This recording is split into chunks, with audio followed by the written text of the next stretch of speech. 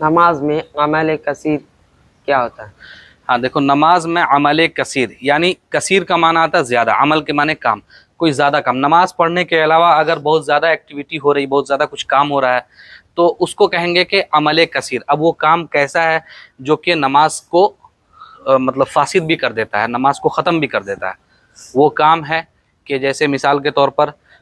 دونوں ہاتھ کا استعمال کر لینا نماز میں کھڑے ہیں، ٹھیک ہے، نیت باندھے ہوئے، اب دونوں ہاتھ سے ٹوپی سیدھا کر رہے ہیں، دونوں ہاتھ سے کالر ایسے ایسے کر رہے ہیں، دونوں ہاتھ سے ایسے ایسے کر رہے ہیں، تو اس طریقے کا جو عمل ہوتا ہے جس کو عمل کثیر کہتے ہیں، تو ایسا کرنے سے نماز ختم ہو جاتی ہے۔ اور دوسرا یہ کہ دور سے دیکھنے والا شخص اگر یہ فیصلہ کر دے اپنے ذہن میں کہ یہ شخص نماز میں نہیں ہے،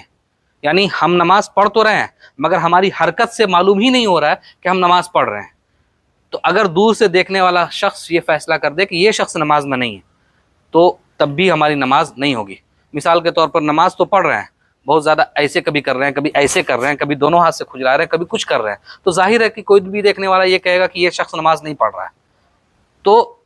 دونوں ہاتھ کا استعمال کرنا یا دور سے دیکھنے والے کو یہ لگنا کہ نماز میں یہ شخص نہیں ہے، یہ دونوں باتیں عمل کثیر میں داخل ہیں، جس کی وجہ سے نماز ختم ہو جاتی ہے، فاسد ہو جاتی ہے، پھر سے نماز پڑھنا پڑے گا۔